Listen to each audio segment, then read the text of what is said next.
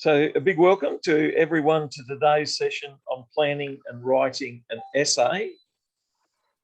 So I want to first begin by talking about the value of a plan for an essay and some of the steps that you can take for this. And then after that, I want to look at some of the ways in which you can structure an essay in order to get better marks and to better express those ideas that you have. But let's start by looking at planning and writing an essay.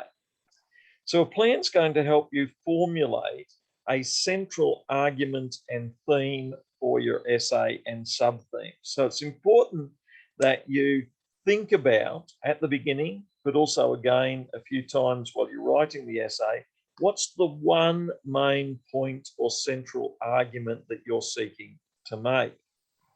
And then in your plan, there can be various levels of detail that are required depending on the guidelines that have been set in the question. So it's important that you understand the question that's been asked, the essay question, and you also understand some of the other guidelines that you've been given.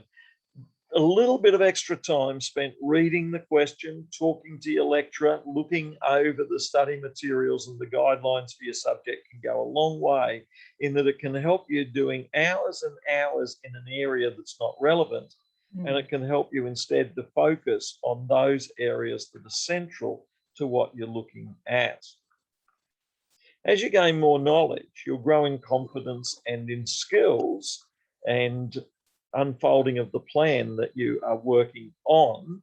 And so don't be surprised if at the beginning you feel as though you don't have enough knowledge, because the knowledge will come with time as you work with the essay, and confidence will come with that as well. So even if you only have a limited amount of knowledge, having read the question, having read the material in your study guide, you're then likely to have sufficient information to make a start and to guide your planning.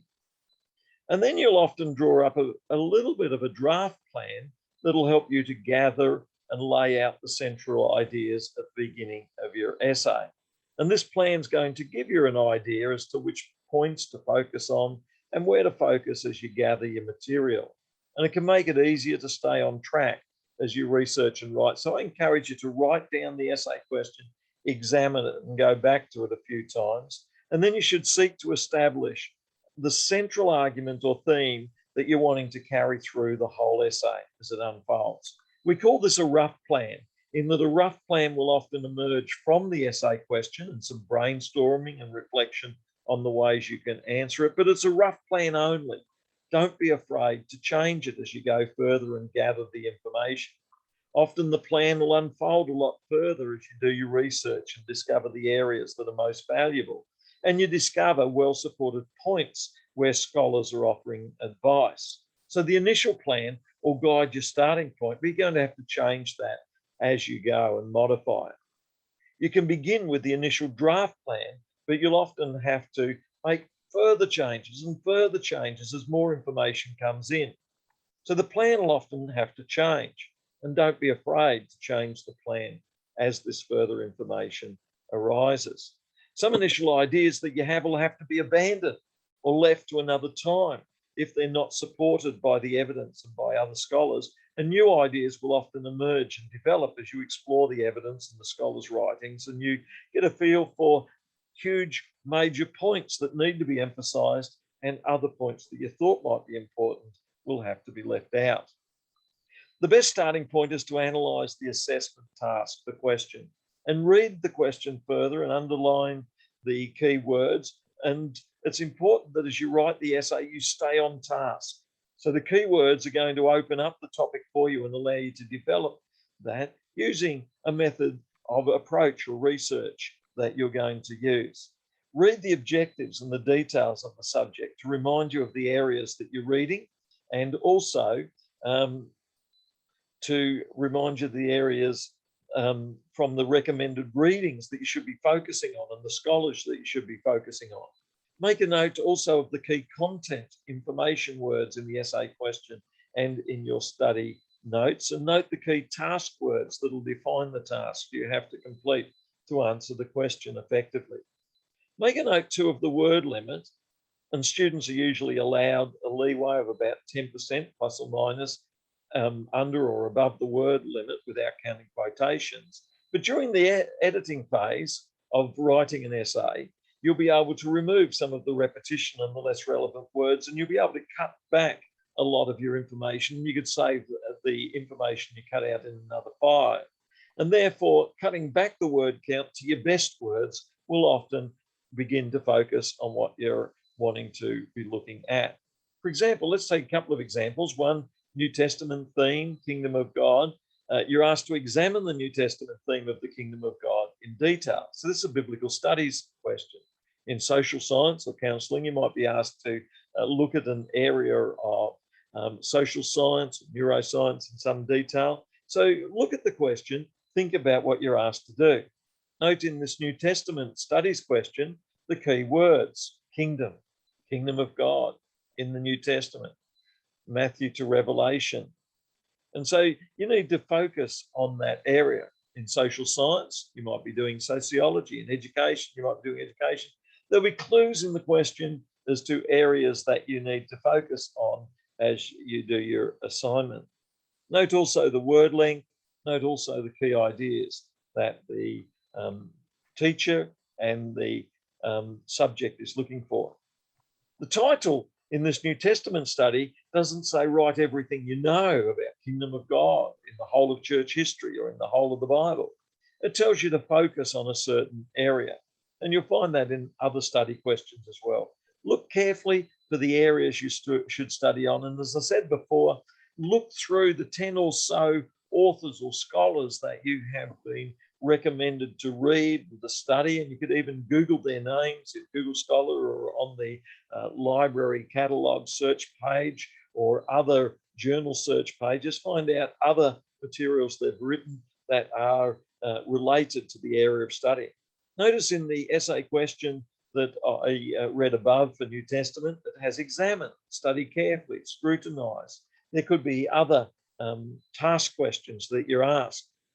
Notice also the theme that you're called to focus on the topic.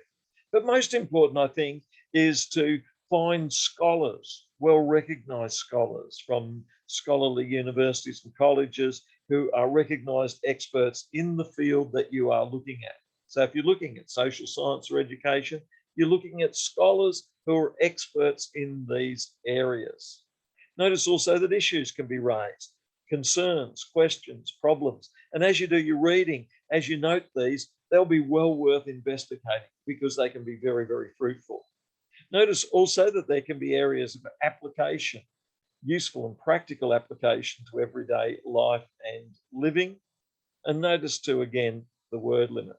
Remember, the main purpose of an essay is not just to acquire a long list of facts. The lecturer will be looking for a logical, well-reasoned, well-developed way of thinking about the topic area and the question.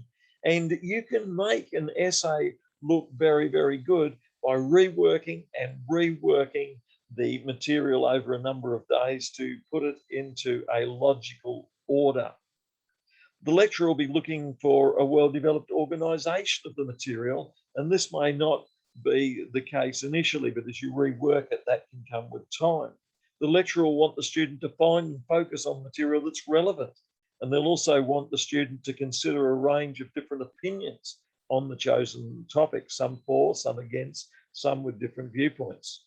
The essay will often require the student to show an ability to make informed weighing up of the material, and the essay will require the students to show their ability to weigh up the evidence and to draw well-supported conclusions.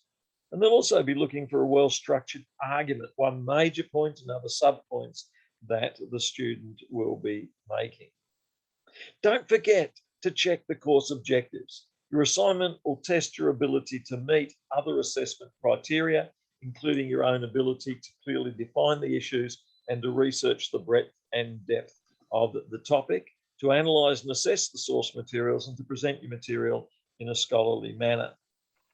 You can obtain a copy of the assessment criteria and carefully examine and consider the meaning of each of the criteria. Often there's about 6 criteria, and it's worth looking over those regularly and reminding yourself, these are the major things that you want to focus on. There'll be other interesting areas to look at, but make sure that you really cover the 6 or more criteria well.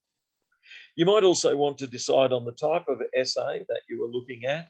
Some will be a narrative where it'll tell a story and describe a history or describe a journey or a development. Others will be persuasive or argument. I think often the lecturers will be looking at a strong argument to convince the reader about a point of view. Others will be expository, examining a writing or a presentation, step-by-step instructions on how to gather the material. Others will be descriptive, that is describing what's going on. But most often in a tertiary studies class, you'll be looking at university level at an argumentative essay that's putting forward a strong argument, taking a position on a controversial issue and presenting evidence in favour of your position. And often you won't fully know this till the end of your essay, just before you hand it in. So remember, you may feel a bit of anxiety and lack of confidence early on, but that'll come with time as you work through the material and go over it again and again. I remember when I did carpentry. When you start, it may seem like a big task, but if you keep working on it, then you're able to produce the carpentry item or object over time as it gets better and better. Remember, it's never too late to edit, rework, and improve your material and learn more right up to the due date. Keep the due date before you, write it down, and make sure you keep working on your task so that a day or 2 or 3 or 4, a few days before the assignment is due, you should have it ready. You should have it edited, reworked, and then you can do your final edit and check over to make sure it's ready to go. And you can get others to read through it as well and check it for you and give you feedback to give you greater confidence in the ways to go. Sometimes you'll have an essay that's compare and contrast. Other times you'll have an essay that is more problem solving. You define a problem, you convince the reader that you can care about the problem, that it's an important problem, well worth looking at, and then you propose a solution. And in an informative essay, you're seeking to educate the reader about the facts. So how do you begin? You often begin before gathering all of your research, brainstorming, writing down from what the subject and topic is about, and from the essay question, what you are planning to do. So you begin with your draft plan of what you're setting out to do, and you write down some of the things that come to mind. Some of them will have to be dropped out and narrowed down as you do your research, but that's the starting point. You might use a cluster or mind map to brainstorm your ideas and write down the topic and what you're going to be looking at, and you can type it on your computer. And once you have a list of possible areas to explore, then you can begin your research and begin to gather your information. Some people like to begin with a draft introduction. That is, they write down just a paragraph or two. This is what they're going to be looking at. And then in this draft introduction, they have a general focused introduction to the main topic and the issues, and this will help them get started and rework their material, make change as they go. Remember, they can totally change their introduction at a later stage. It's just a starting point to give you a feel that you're starting. So you can introduce briefly the ways you'll analyse the evidence, that you'll look at the quality of the evidence, and the ways that you'll balance giving information in the essay, but not too much detail all in the introduction. You'll have to leave some until later in the essay. A quote can sometimes be useful. However, if you're going to use a quote, it's best to introduce the quote, the author, and some of the major ideas, and then to discuss after the quote some of the ideas rather than just giving the quote. And then you'll move into the body of the essay and you'll discuss the current state of knowledge in your topic, the ideas in your topic, the evidence for your topic, the arguments put forward, and the counter arguments against it. And then you'll take each of the major points and support them with examples and illustrations. And then you can break down the material into various paragraphs that you're going to look at. So this brings me to the concept of paragraphs. it's important as you gather your material, you put all similar material together, and often this will be developed into the paragraphs in your assignment. Paragraph is usually about 3 to 10 sentences, often a bit longer than 3 or 4 sentences, usually maybe 5 or 6 or 7 through to 10 or so sentences, all on the one idea in that paragraph. So a paragraph will raise an issue, and then it'll be followed by that issue, and then it'll develop and examine that issue. So, Sandra, do you have questions or thoughts about the introduction and the body of the essay? I usually write an introduction and I look at the key words. Yes. What just jumped out at me, and I understand what you're saying. I go back to the introduction and whatever. And I normally, if I'm doing a 1,000-word essay, it'll probably be 150 words. Yes. In the introduction. Yes. And I'm aware that each paragraph has, its own theme. Now, someone was, I think it was the lecturer that was talking about having a topic sentence in every one. She was saying about you don't have to read everything. You can go to your topic sentence. So each paragraph should have a topic sentence. Yes. So yes. I was interested in that. I mean, I know that they have to link. Yes. Like one follows the other, but I was interested in the topic sentence, how, to put that in again. I know that this is my concept of it, tell me if I'm wrong, that when you write your introduction, you don't put anything new in it that's not in introduction, and that you take that, you follow that through, like your key words, and you make your paragraphs according to that issue, and you link them up so that they follow one another, and then summarise everything. Yes. But that sentence, a topic sentence, how you start that. Yeah, well, you can even put in a dummy heading. Usually we remove headings from your essay. So let's say we're talking about the introduction, and I've called it a draft introduction. Yeah. And then we remove the headings later, and then we're after a topic sentence that introduces the discussion. Now, sometimes we'll have a catchy topic sentence, right. And so it could be, the introduction is going to be one of the most important aspects of the essay that the lecturer or that the reader will see. So you can have a first sentence like that.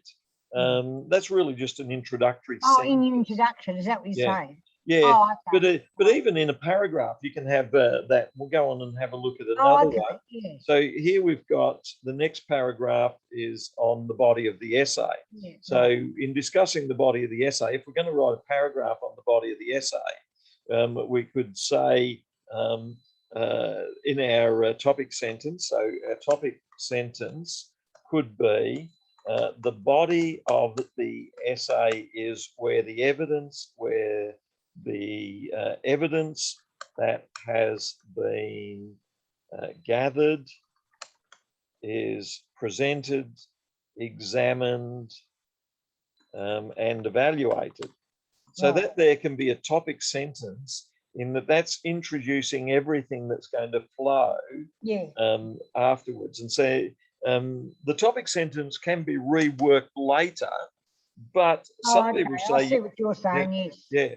But some people say you should be able to remove much of the other material and just focus on the topic sentences, because the topic sentences are so important. They often carry the key ideas. Yeah. It's almost like you look at the introduction and that's supposed to grab you. And then when you go to the paragraphs, you're supposed to be able to go, yes, they were saying that in the introduction, and then they move on. Yeah. It's a bit like when they give a sermon, someone might get up and say, 3 points I want to raise, da, and da. And then they go into each point one, and they, have I got it right? Oh, exactly. So like a sermon, Yep. you can have an introduction Yep. to the 3 points, Yep. and then you could have a paragraph on each point, Yep. or you might have 2 to 3 paragraphs on each point. Yep. Now, to keep it balanced, if you have 2 to 3 on each point, you've got to make sure that it's balanced so that every point. Oh, I see what you're saying. So Yeah. don't make one bit short and one long. Yeah. Yeah. Okay, I get you. I get what you're saying. Yes. Yeah. So there could be 2 to 3 paragraphs on each point. Yeah, that's right. Yeah. So Yeah. balance the paragraphs. Yeah. Yes. Yes. So in this paragraph here that I've done on the body of the essay, so I've got a topic sentence. The body of the essay is where the evidence that's been gathered is examined and evaluated. presented, examined and evaluated. And it's important to leave time to editing and redrafting. Yeah. And so you'll do your essay, but then you need to leave time to your editing and redrafting, because that's where it will really be dressed up. Yeah. So we can go through this again. The body of the evidence is where the evidence, the body of the essay is where the evidence is being gathered. It's the place where the arguments are. So I'm editing it now. I put forward and supported or refuted. And now I can, in going through, it is important to propose strong, and I've got to be careful not to repeat myself. Yeah. Strong, well-developed arguments that are logical and supported by evidence and by scholars. Yeah, okay, yeah. So that's sort of like a testing ground, isn't it? Is this logical? Is this supported by evidence? Is it? Yeah.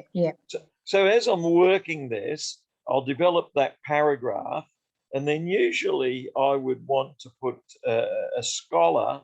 So I usually put in 1 to 3 scholars cited per paragraph. Oh, okay. 1 to 3. Yeah. Yeah. So when you've got this finished, can I have a copy of it? Yes. Yeah, that's good. Okay. Yeah. Okay. I wasn't sure. Okay. 1 to 3. Yeah. Okay. Yeah, and sometimes I'll have a scholar here, and I'll put the scholar, year, page, and then further down, I'll get another scholar here, and I'll put in him. Scholar, year, okay, page. so you don't just put it all at the end of the paragraph, you put it after that point you've made. Yes. Right, okay, all right. And using, say, Google Scholar or using the library database or journals or the catalogue, I can do a search on these points that I'm making here, essay writing, body of an essay, and then I could find that 5 or 10 people have written, maybe 100 people have written on the body of an essay. But what I'm really looking for is look for strong scholars. So I want a doctor or a professor. I want people who've got a reputation being strong scholars. Usually I don't like web resources, so usually avoid just web pages. Usually I go to a book, so a scholarly book. And by a scholarly book, I want one with lots of references. I want a book with lots of input from strong scholars. I want a book that really has the feel of being strong scholarly writing, and the same with journal articles. I want a strong scholarly journal article. Books and journal articles have a different feel to them, and so in a book, it'll be more general overview, whereas journal article often get very specific about the research that people are doing at that particular time. But if I've got a scholar from a journal article and a scholar from a book, that'll really strengthen and beef up that whole Oh, yeah, paragraph. having them, two of them, is that what you're saying? Yeah, yeah, and I'd Yeah. go more, I'd have 3 or 4, Yeah, okay, yeah, yeah, 3 to 4 scholars. right. But I'm not just gathering the scholars just for a sake of gathering them. I'm interacting with them. And so Right, okay. now, of course, I don't have time to read their whole book. No, of If course I not. can, Yeah. if I can find the 2 or 3 pages that are really relevant, so I can interact with the 2 or 3 relevant pages. Yes, yeah. Yeah, I think that's what I was doing wrong. I was getting overwhelmed with the reading yeah, and not realizing that I could have just plucked. I knew the ideas in my head because yes, I read some of it and I understood some of the principles. But I yeah, think I was, and it's like I said, that overwhelming feeling of all the text and whatever. yeah, And whereas now I just because they're all my books and I highlight them and then yeah. So I can usually I think I've been a bit hard on myself in lots of ways. I've yeah. expected. I think that's right. I think we can be very hard on ourselves, Yeah. whereas that really won't help much. That'll just make you more anxious. Yeah, well, that's and Yeah. I think Yeah, it's a bit like if you're going to ride a bike and you keep saying before you get on the bike, "Oh, this is going to be hard. This is going to be yeah, hard," that's right. Yeah, and then you get on the bike and say, "Oh, this is going to be dreadful. I could yeah, fall that's off." right. Then it's not going to be very Yeah, pleasant. yeah, But if yeah, you get on the bike and give yourself a bit of grace and there's a bit of yeah, grass around and just yeah, get and ride a couple of feet and then ride a bit further. And I think yeah, that's the same with writing. Enjoy yes, the writing process and read a bit and just read 2 or 3 pages or 3 or 4 pages. And then scholar Simon Jones, he says, now you can do a quick, you could do a direct quote where Scholar Jones yeah, says, it says, yeah. but then again, I find it doesn't help to have lots of direct quotes. No, that's right. Yes. So usually I have a paraphrase where I write down what they say. So Yeah. Simon Jones says, and then I write it in my words, as how I write it out. And this time Oh, I'm right. not, Okay. yeah, so I'm not doing his words now. I'm just writing in his own words. And so Yes, if I see what you're saying. Yes, I like that idea. yeah, So you actually write that in your paragraph. yeah, so Paraphrase Simon Jones. Simon Jones says such and such and such and such. yeah, Instead of just yeah. putting okay. So it reveals that you've actually pulled it apart, and this is how you were saying it. Yeah. Okay. In So my Simon words. Jones says something about the body of the essay is one of the most important parts of the essay. Now I could write that in my own words. I could write down Simon Jones says that the body of the essay, that the body of the essay is an essential part of the essay. So this is now written in my words. And Right. Okay. Yes. I Yeah. think that's much better than just a direct quote. Yes. Simon Okay. Jones Yes. I hear what you're says. saying. Yeah. Yeah, so I put in my own words. And then while I'm thinking about it, I really want to put my words. And so my words would be, the body is where the hard work of examining the main ideas, and now I'm going back, main questions and ideas takes place. Now that's entirely my own words. And I want to get to the place where 50% or more is my own words. Yeah. The trouble is if it all becomes my own words, then there's not enough scholarship. Yes, so probably yes, I want 50% scholarship and 50% right. Okay. my own words as a model that I like. So you want Simon Jones says,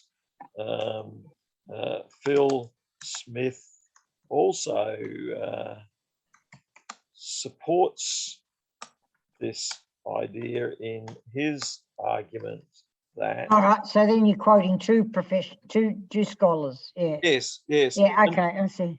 And again, rather than direct quoting, I usually don't use the direct quoting myself. I Yeah. usually paraphrase. Phrase. As Okay. Will All right. Because and paraphrase is what the scholar says, but written in my own words. Yeah. So I Okay. think that's the better approach, because it shows you're working with it, thinking it through, working it through, Yeah. and then you add your own words afterwards and develop it. That really shows that you're on top of it. You really know what you're doing. Yeah. Okay. Otherwise, some people quote more and paraphrase more, but I don't do so much. And then gather material from Google Scholar, the library database, the journals, the library catalogue. Keep collecting material. Every time you collect a page of material and read a page of material, then write. So every page you read, you should write something. Yep. Which is a paraphrase or a quote. Oh, okay. I hear what you're saying. Yep. Yep. Then add the reference, and often you can get the reference fairly quickly from the reading on computers and things, or copy it down. And once you've got it, you can add it again. Yeah, sure. Yep. So is that so when you're reading a book? Yeah. From one thing, you only read the stuff that's pertinent to the question. Yes, exactly. So you begin by, when you read a book, begin by skim reading the contents page. Yes, yeah. And then look for the few pages that are relevant. So you haven't got time to read the whole book, but if you can identify where those 5 pages or 3 pages are, then you can go to those pages in the book. Yeah, Sometimes you can skim read, like you might know there's a chapter, but there's 20 pages. You might skim read the chapter, and skim reading, you might only read the first sentence, the topic sentence of the paragraph in the book. And then having read the first sentence of the paragraph in the book, you might decide, well, that's not relevant. You go on to the next paragraph and the next. And then you finally come to the paragraph that you really want to. That's what you really want to focus on. Yeah, okay, all right. And then you take notes, and then you write down there. And again, enjoy it. I mean, you're gathering really interesting, valuable information. That's why you're studying the subject, neuroscience, etc. It's fascinating. It's interesting. Oh, it is. It's absolutely fascinating. And I didn't want to get bogged down with... because you can it's just a minefield, really. Oh, it is. And to go down which road, I'm interested in the health side of it. Yes. How it affects your body. Yes. So important, so interesting. Oh, fascinating. And I want to do well in this last unit, because I've spoken to Griffith University. I want to do the health research unit. Oh, so good. Yes. Yeah. And and you get a supervisor as well, which is really good. Yes. Yes. And I can look at it as holistic health, not just eating. I mean, I got Lyme's disease in 2006 and nearly lost my life. Yes. And I looked at the health side of it, and it was just amazing how I come through it, and God healed me. And I'm a walking testimony to a person that survived Lyme's disease and was crippled. Yeah. So I know it all works. Yeah, no, that's true. That's so good. Hey, let's have a look now at, say, the idea of writing paragraphs. Again, we could write a little heading, writing paragraphs, and then we're going to remove the heading, because we only want to just... I see what you're saying. Yeah. So it's just a... Yeah. Yeah. Okay. And then we begin with a topic sentence. And so the topic sentence, the material gather will need to be grouped in the one place together with other similar material. Yeah. So together with other similar material. So this is all about paragraphs. We need to be grouped in paragraphs in one place in paragraphs together with other similar material on the same subtopic or sub-theme. So that's going to be your topic sentence there. And then we're going on and adding more about it. Each paragraph should examine one aspect of the topic. Yeah. And then we can say the paragraph may raise an issue. So the paragraph may do different things. It may raise an issue, followed by an examination of the issue All right. in the paragraphs that follow. Right. So one paragraph may raise the issue, and then the others may examine it. Yep. Another paragraph may develop. And the other one might evaluate it. Yes, exactly. Yeah. Yeah. Okay, I'll get that. Yep. And then you. So each paragraph has a different focus. That's right. Job. Yeah. Okay. Yeah. Right. Yeah. Different job, different role, different function. Yeah. So I like that. Each paragraph. These are great ideas you have. Each paragraph often has a different function or role. I was going to use job, but I didn't like role. Job. Yeah, I'll get that. Yeah. Yep. So now notice how you can keep moving these around, and you can even move a sentence like that up a bit earlier, because you think logically, how do the sentences flow through? And then as you gather them all together, you've got your paragraph emerging, and the paragraph's often around about 5 to 10 sentences, all on the sub-theme idea here. And this one's writing paragraphs. So we've done one before on introductions. Now we're doing one on writing paragraphs, and then and so on. And then you got to think: is the sometimes you can make your paragraphs too short and they don't fully develop the idea. Sometimes you can make your paragraphs too long. So now I've got quite a long paragraph, and I'll have to think through this. So the material you gather, it's gathered in paragraphs, and then sometimes you'll think that could be 2 paragraphs rather than 1. So you've got to weigh up whether it's better. And it has to do partly with audience. More scholarly audience will want longer paragraphs where the ideas are more fully developed, and more popular writing will want very short paragraphs. So only about 3 sentences or so. So more scholarly writing will be longer paragraphs. As you develop your paragraphs, you'll often want to use linking words, which are going to be signposts between the paragraphs and within the paragraphs. And so one could be cause and effect. And so cause and effect uses linking words such as a result, consequently. As a result, thus, therefore, consequently, for this reason. And then you'll often introduce the issue in one paragraph and then discuss the cause and effect, or the cause in another paragraph and the effects in the next paragraph after that. Yep.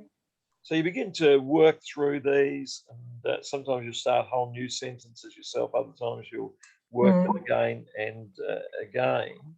And so these linking words, cause and effect, are wanting to show logical relationships. Another way you can use linking words is by contrast, comparison. So contrast or comparison linking words. For contrast, comparison, positive and negative aspects of the topic. And so a scholarly approach to study often raises contrasting positive and negative aspects of the topic. And then it then draws conclusions from these contrasts. So you begin to work through and rework and edit. Other paragraphs, there'll be a sequence of events. And so paragraphs could be placed in time order. Others will be an illustration. So you can use paragraphs to illustrate, for example. Others, later paragraphs in the paper might be extension and development, possible application. And then you'll have conclusion paragraph. And usually there's one paragraph for the conclusion, but there may be more there. And so in your conclusion, you'll summarize the major ideas. So the conclusion will often act as a bookend that matches the introduction and the ideas. Now notice here, I've got my conclusion paragraph. I've actually got 3 little paragraphs there. And so I think that's not as scholarly, that's more popular. And then you've got to think through, drop the word the conclusion should summarize the main ideas developed throughout the whole paper. Often it'll be easier to read through the entire essay to help develop the conclusion to ensure this will help ensure this will help to. So I wrote this up before as I was rushing to put some notes together, so there's some reworking. No, that's good. I've got a good concept of it. Yeah. And so notice how now I'm changing it to one longer conclusion. And so in this longer conclusion, I can edit it and rework it. And so now we've got a conclusion that's got about 6 or 7 sentences in it. So all of that editing is so important. Sure, I get that. I think I had expectations that I should be just able to write it without doing that. Like, and I can see that I've probably underestimated the power of that can do it, and I just expected to go through it easy, and it's like I realise that what you're normally going through is the norm. Yes. And I think it'll come easier as I keep doing it. Yeah. Oh, I will. I think everyone can write to some degree, and everyone will find their writing improves over time. I think it's a wonderful gift that we each have to be able to write, communicate that way, and we should enjoy that gift. So I encourage you, don't get too stressed. No, that you'll have to work on it. Yeah. Now, when you want to, I can remember I went to a workshop when I started the masters, and I can remember the lecturer sort of saying, she said, like, one thing I hate is when people come to the conclusion, they say, in concluding, or my summary of this is, instead of doing something more creative. She was really adamant about that, and I thought, well, how do you do that? Yes. So I think the way I would do it, to open up, to have your topic, extensions of introducing your conclusion. What's some other ways that I can do that? I mean, whoever's marking it might be okay with that, but I was aware of this lecturer, and she said, when you get into masters, it's. Well, let's have a look here. We've talked today about planning and writing an essay. And so let's have a look at this conclusion now. So here, planning and writing an essay can involve many stages. So that's what I've really looked at here. And so planning and writing an essay can involve many stages. So this is my conclusion that I could be looking at. And then I could say, this essay has shown the value of beginning with a rough plan and remembering that this plan may have to change many times as more information is gathered. So I'm going through my essay now, and I'm looking for some major ideas that I'm going to put in my conclusion. And so as we go through structure, this essay is shown. This essay has shown, or this paper has shown that an essay is only as good as the scholarly sources that are consulted and the amount of time put into developing the students' own words and reflections on the material gathered. So all of these ideas are coming to me as I go through the whole essay, and then I think about it. Yep. Okay. It is not enough to just gather material, and essay only works when the material is edited and placed in a solid structure. And then I've said paragraph, well-formed paragraphs, well-formed paragraphs are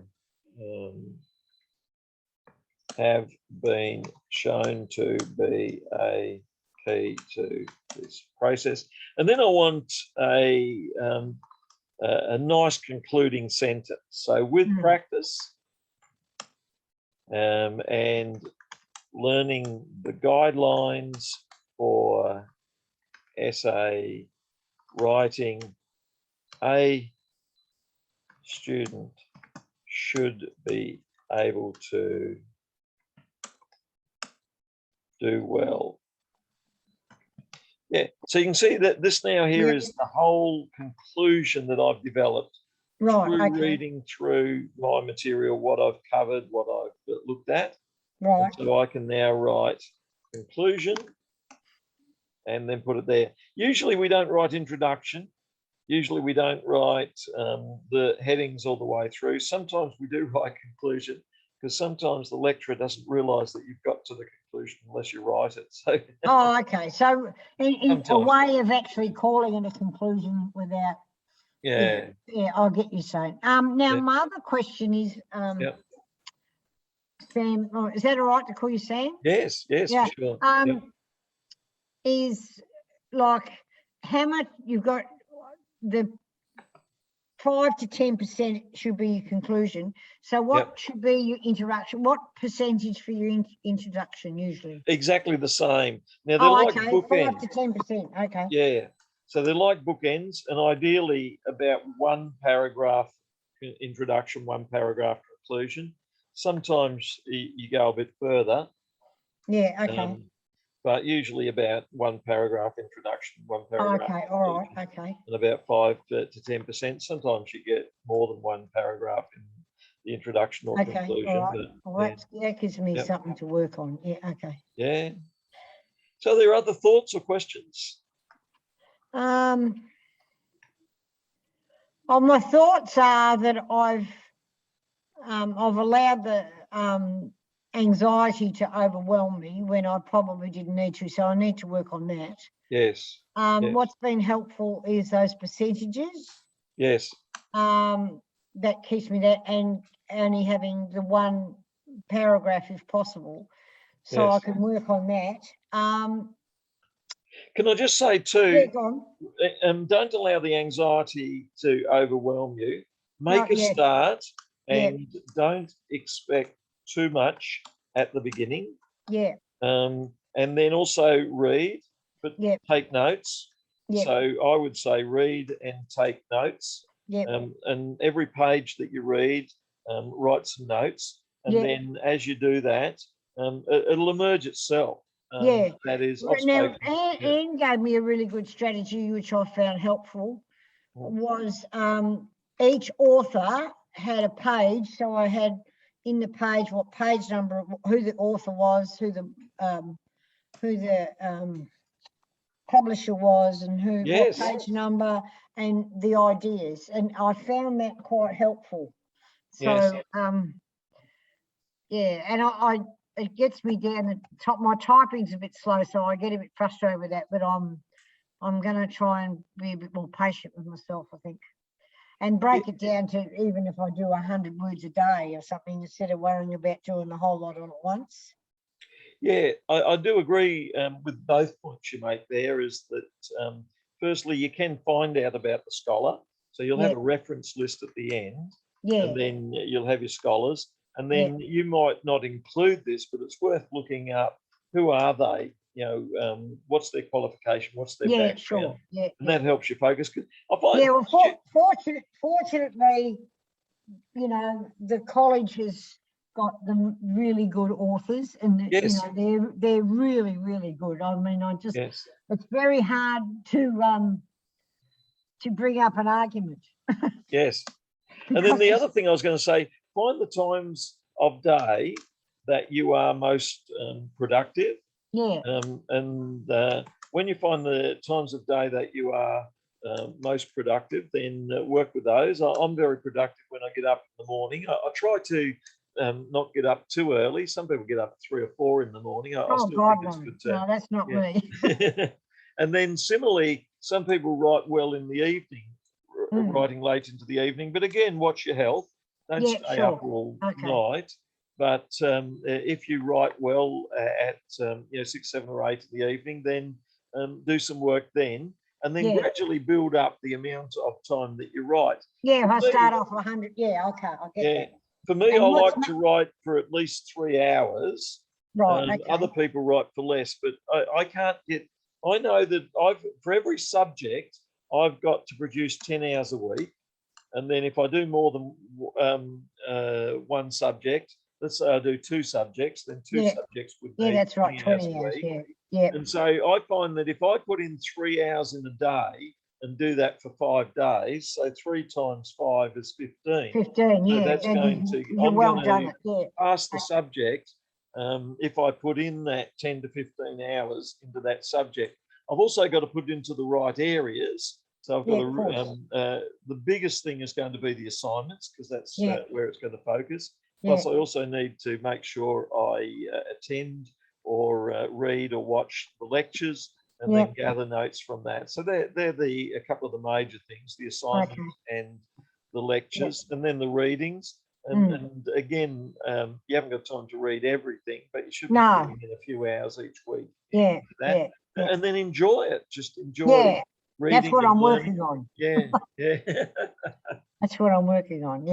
So don't get too stressed. It'll come with time. Sure. I like the idea of the you know, how you start off the paragraph with the leading sentence, like, you know. Yes. And then take it out later. I like that idea. Yes. And I think what you'll find is that the paragraphs will come from the ideas that you gather. I think I've been making my introduction a bit long. Yes. So I need to reduce that, and I'll do what you say, putting in the idea and then removing it later. The heading, that's the word, putting a heading in and then taking it out later. So this one I'm writing here is I'm planning and writing an essay. And so I might develop a topic sentence. A plan can be the key to developing an essay that is well structured, soundly researched. I was going to say well researched, but that would be using the word well too much. Soundly researched and clearly expressed. So I've developed, so that's the topic sentence. A plan helps you to formulate the central argument. And then I've got other ideas about the plan. So I'm developing a paragraph, and here I'm developing all the ideas about planning and writing into the paragraph that I'm developing. So these are the sentences that I've put together. And then in an introduction, you often may, since this is the first introductory paragraph, you may not have scholars cited, but in later paragraphs, I'd like to have scholars cited. So there's another example of developing a paragraph, because it's the paragraphs that really carry the structure, isn't it? I get that. Okay. Well, I can work on that. Yeah. So has that been helpful today? Yes, Giving it you has. ideas? It has been helpful. I know what I have to work on, you know, is reduce the Yep.